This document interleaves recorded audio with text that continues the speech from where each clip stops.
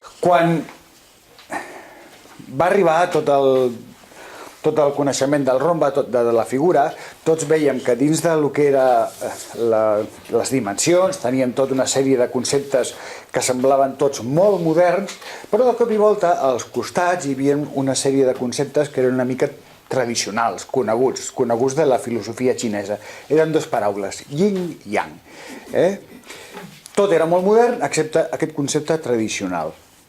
I llavors, bé, en principi una mica per cultura i una mica perquè ens hem mogut en aquests camps, tots sabíem una mica què era el yin i què era el yang. Aquesta és la figura tradicional del yin i yang, l'arquetip, el símbol. Quan la gent veu aquest símbol, el símbol aquest es diu Taijitu. Aquest és el símbol, no? Igual que si d'aquí 100 anys algú veu aquella figura que té colors i diu, això és el rombo. Doncs el Taijitu és això. I és un logotip que expressa el mateix que està expressant el rombo, en certa manera. No tot, però expressa una part del que expressa el rombo. Què està dient aquest logotip? Aquest logotip està dient hi ha una figura, que és un cercle, no és un rombo, és un cercle.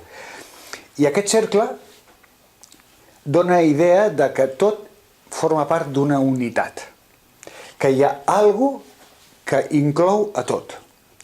Aquest algo que inclou a tot és el Tao, per nosaltres seria l'absolut. Per ells és el Tao. Aquest Tao és la unitat absoluta i l'essència. El Tao és anterior a l'espai i al temps. I és el creador de lo no manifestat i de lo immanifestat. Són conceptes que també són nostres.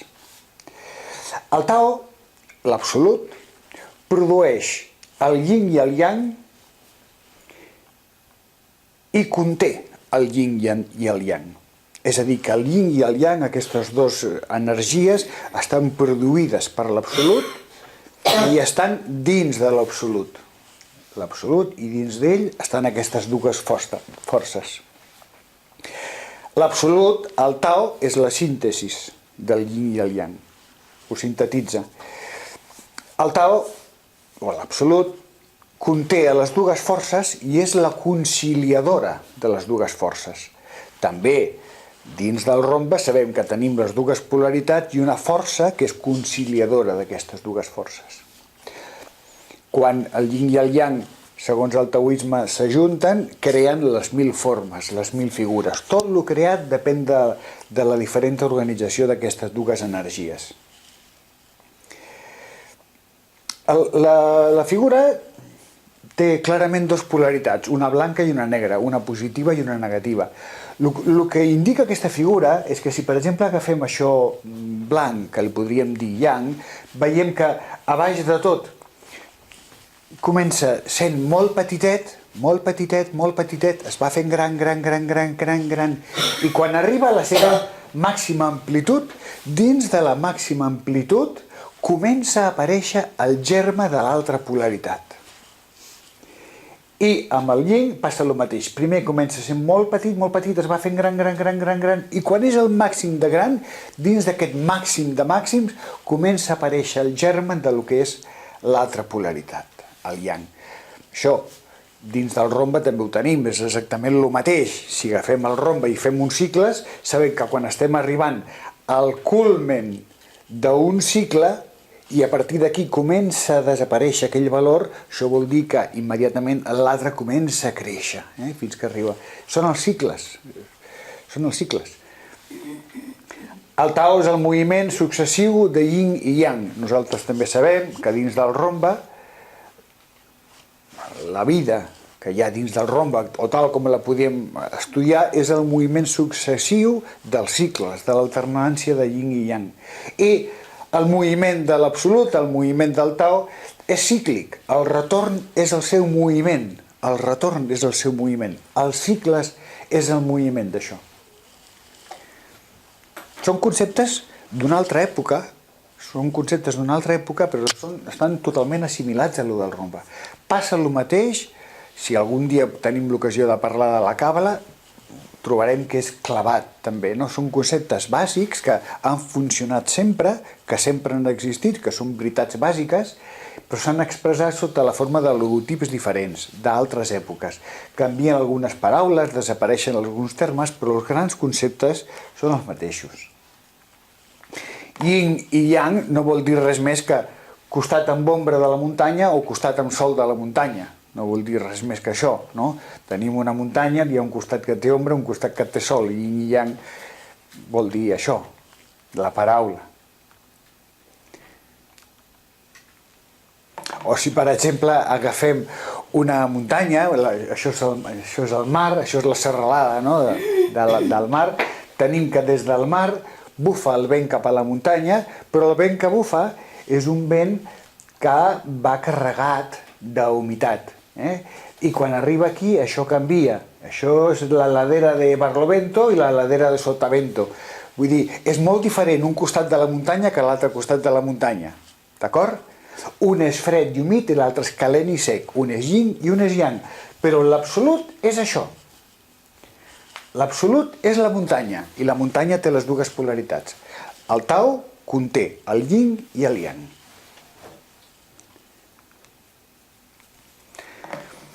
És el concepte que nosaltres tenim del yin-yang i de la creació. Al principi estem en aquesta situació d'aquí, d'un univers immanifestat, on tenim un yin-yang inicial, forces diferents de dues polaritats que ocupen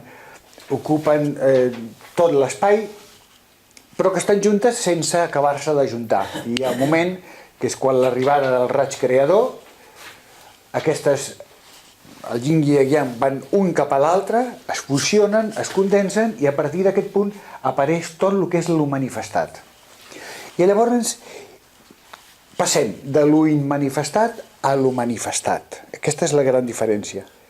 Però yin i yang immanifestades són freqüències, però quan entren al món de lo manifestat són dues coses diferents. Una cosa és energia o forces i l'altra és matèria. Però si bé yin i yang ja eren polars abans de la manifestació, quan es manifesten, tant la matèria com l'energia segueixen tenint aquesta polaritat. Vull dir que la polaritat es transmet del regne de l'immanifestat al regne de lo manifestat. Els ratxos, en canvi, els ratxos, com sabem, són emanacions de l'absolut i apolars. Aquest és l'esquema que ja és una mica repetir, és l'esquema que estàvem comentant.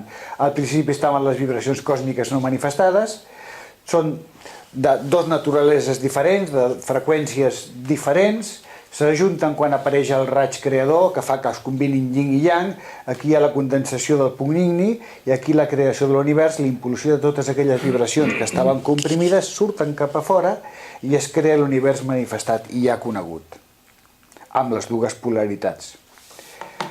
Aquest és l'esquema tradicional del Big Bang, amb el qual veiem que partim d'aquest punt i des d'aquest punt de màxim equilibri, de mínima entropia, de màxim ordre, a partir d'aquí la vida es comença a obrir i cada cop es va complicant tot més i més i més i més, i cada cop anem guanyant més entropia, més desordre, més possibilitats, més formes de vida que van apareixent. Les primeres, quines són? Això que en diuen quarks, no? Bueno, sí, són les primeres formes materials, que poden ser els quarks, que és el que ocasionarà els àtoms, o poden ser els leptons, els electrons, que és l'altra polaritat. I al mateix temps tenim totes les formes d'energia que estan ja aquí presents, no? A partir d'aquí comença un procés de refredament, això és bàsic per entendre l'evolució. L'evolució és perdre temperatura, o sigui, sí, és així, no? És aquest el cas. Podem passar dels quarks, quan la temperatura es va disminuint, arribem i fem partícules, quan les partícules es segueixen disminuint de temperatura podem aconseguir el plasma i després els àtoms. Els àtoms, un cop segueixen perdent temperatura, poden fer molècules i poden fer éssers vius, etc, i formes de consciència. Però tot és a base de perdre temperatura. I aquesta és una cosa molt curiosa.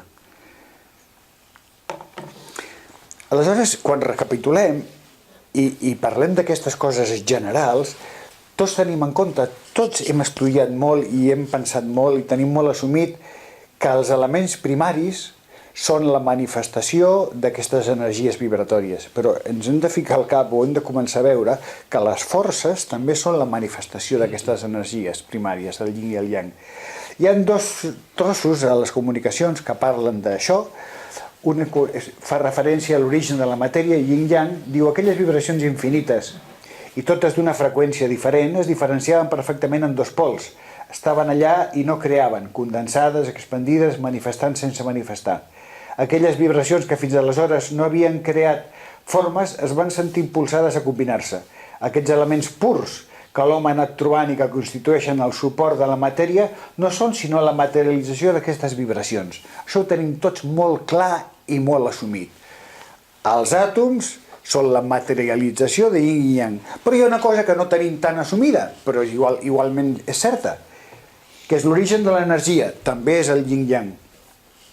L'energia elèctrica, és un tros de les comunicacions, l'energia elèctrica en totes les seves manifestacions, polaritats, camps magnètics, freqüències, intensitats d'ona, és l'expressió més grollera d'una energia que l'altre extrem és 7 vegades la seva potència. És l'energia que hem anomenat dins de l'esquema del rombe com a yin-yang.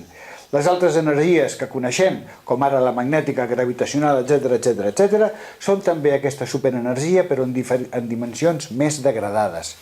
Quan s'està dient, és el mateix. Yin i yang originen matèria, yin i yang originen totes les forces. Ho hem de tindre molt present, això. L'esquema bàsic seria aquest, no? Des del yin i yang es van desfent totes les forces, ara ho veurem més clar, fins que arribem a l'electricitat. La matèria. Tenim 144 elements primaris. Ho sabem per definició. D'acord? I aquests 144 estan separats en 3 grans famílies. Una són 30 elements subtils, que serien aquest d'aquí, del número 1, que seria l'amor, tots aquests d'aquí, que són elements relacionats amb característiques psicològiques, com podrien ser la fe, l'esperança, etc., la compassió, el que siguin. Són 30 elements primaris d'estructura subatòmica, són més subtils que els àtoms, encara no estan descoberts, nosaltres sabem que existeixen però encara no, i que estan vinculats a característiques psicològiques que estan relacionades amb algunes hormones. No és que siguin hormones aquests 30 elements, estan vinculats a hormones, és diferent. Després tenim des de l'element 1 fins a l'element 84, que és aquest d'aquí, el poloni. Aquests són els elements visibles, tot el que puguem veure són aquests elements visibles, fins al 84. I del 84 al 34 són aquests d'aquí. Els elements densos, tots són radioactius. Tots són radioactius, tots es desfan. Té una cosa, una similitud molt gran, més o menys, entre els subtils i els densos. Els subtils no els veiem, però són una energia. I els densos, aquests 30, els radioactius, són tan densos, però estan contínuament emetent energia, per això es desfan, no? Sobre això hem intentat fer classificacions, hem intentat fer una taula periòdica, però només estem a les beceroles, Però hi hauria una manera possible de distribuir els 144 elements, que seria des del número 1 fins al número 84, i a partir d'aquí, a la part invisible, tindríem els radioactius i aquí aquests vinculats a les hormones. És només una hipòtesi de treball, és només una hipòtesi. Però una de les feines que tenim és precisament fer una taula periòdica nova.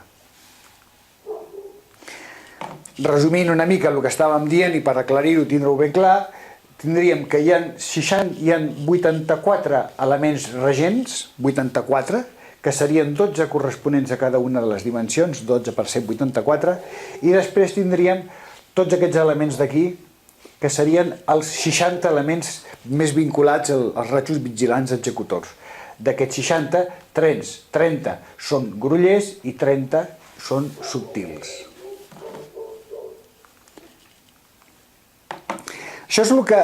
Ja he parlat dels elements, hem parlat de la matèria, ara parlem una mica de les forces.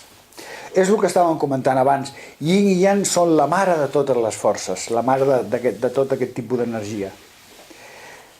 Partiríem d'aquesta situació del yin-yang i a partir d'aquí, per refredament, van caient totes les forces. La primera que es despenja seria possiblement la gravetat, això no s'ha comprovat encara, però totes les teories apunten a això.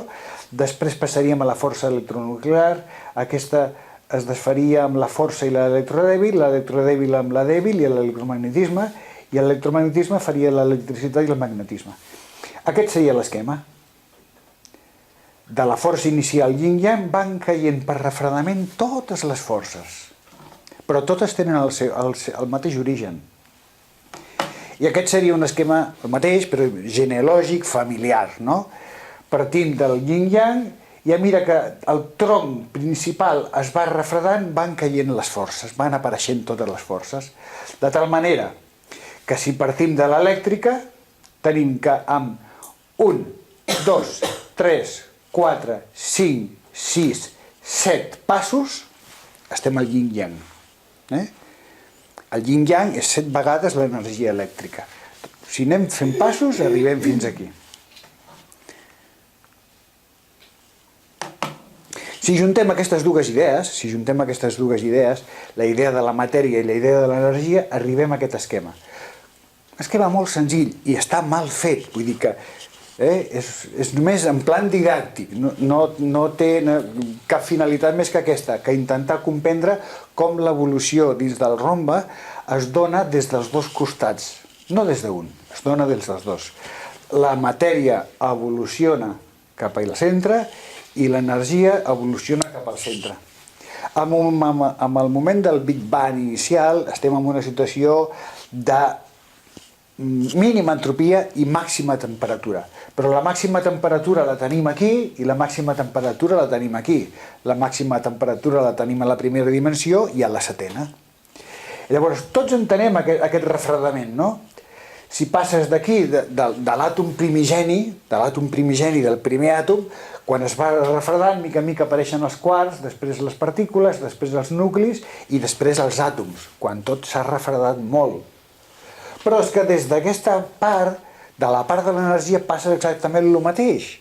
A mesura que va passant el temps i l'evolució de l'energia i la temperatura va baixant, també va passant exactament el mateix. Passem del yin-yang a totes les altres forces que es van creant, fins a arribar a l'electromagnetisme.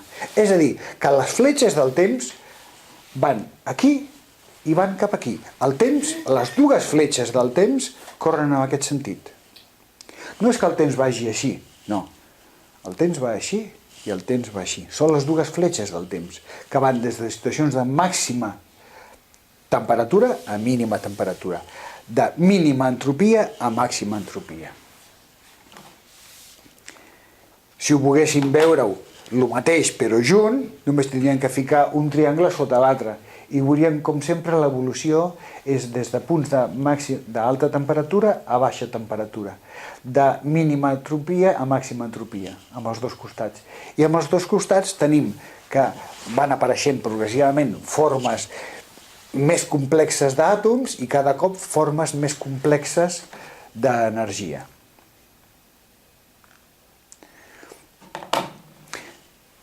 Un dibuix que va fer el Pep, que intenta explicar una mica tot això. Vull dir que si tenim el rombe aquest, el podem dividir en dos i el podríem estudiar així perfectíssimament.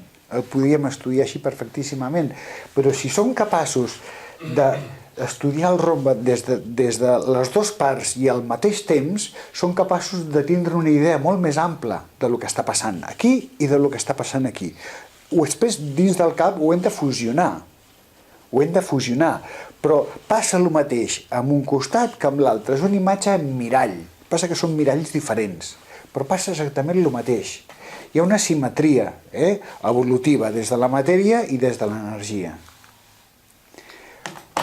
Aquest seria l'esquema bàsic de tot el que estem dient. Aquest és l'esquema bàsic, no? Yin.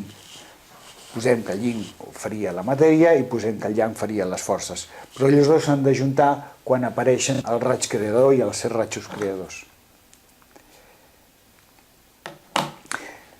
I aquest és un altre dels esquemes, de les coses que parlaven abans quan feien referència al Tao. El retorn és el moviment del Tao. Bueno, sí, És a dir, sabem que si això és la primera dimensió i això la sèptima són els famosos cicles, no?, del rombe. Llavors sabem que si amb aquest cicle el yin està alimentant tota aquesta part d'aquí, quan acaba el cicle el yin alimenta tota aquesta altra part d'aquí. I el yang, que estava alimentant a tota l'estructura sutil, a partir d'aquest punt comença a invadir. Quan arribem a aquest punt, és aquell punt que el podríem representar amb el dibuix típic del taoisme, seria aquell punt central. Aquí estem arribant al màxim de yin i a partir d'aquí comença a desaparèixer. I comença a desaparèixer perquè està començant a aparèixer el germen de l'altre. Aquests punts d'aquí, per mi, serien els punts dels puntets blancs i negres.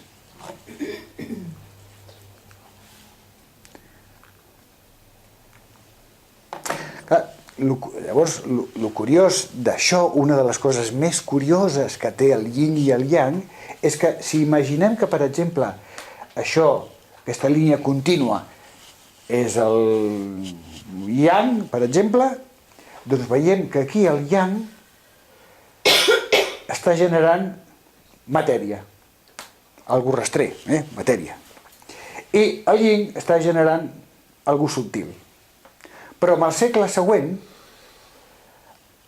el yin genera matèria i el yang energia. El que passa que si mirem aquesta matèria i aquesta matèria són molt diferents. La matèria generada aquí és una matèria grollera i la matèria generada aquí és una matèria sutilitzada. És més subtil, l'estructura no és la mateixa.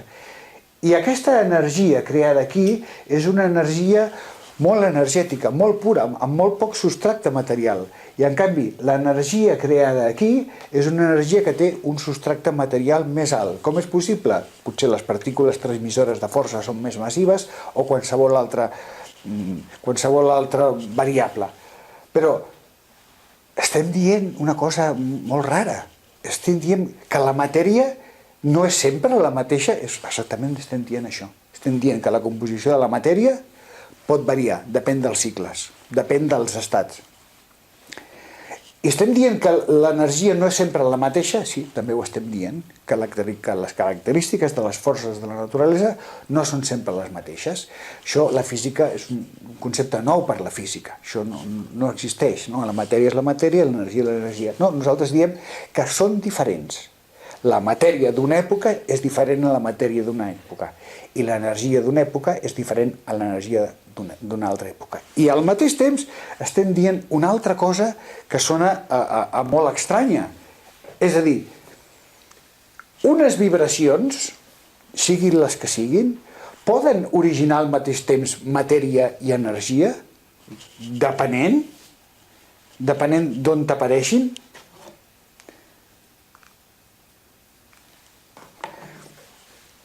Diem que al principi de tot eren yin i yang, vibracions. I aquestes vibracions són capaces d'originar ara matèria, ara energia, ara origino matèria, ara origino energia, però què és això?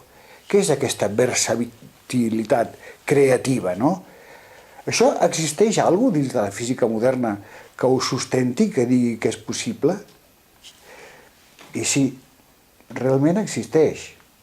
I és tot el que fa referència a la teoria de cordes.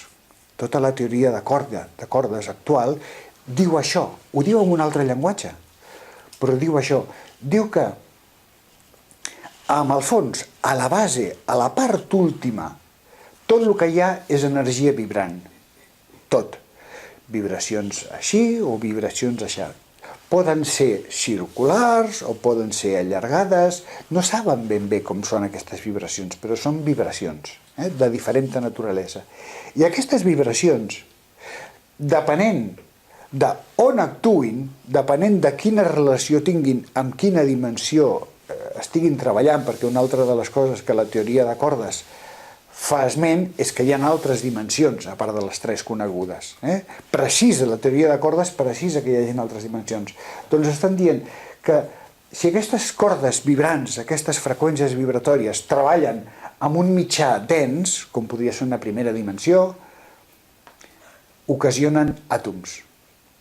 I si aquestes cordes vibrants treballen amb una dimensió laxa, amb poca pressió, amb poques forces, originen energia, forces de la naturalesa.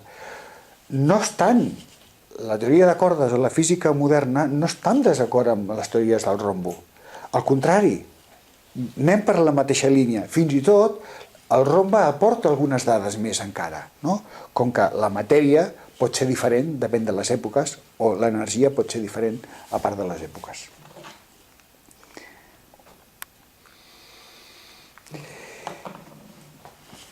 Són les bases del rombo. Són les bases del rombo. Són precisament aquelles línies que aquí sovint les deixem i que no les hem dibuixat. Estan en blanc, no? Estan en blanc. Bueno, estan en blanc. Aquí ens les hem deixat. Però són línies que encara que no hi siguin volen dir molt. Volen dir molt i expressen moltes coses.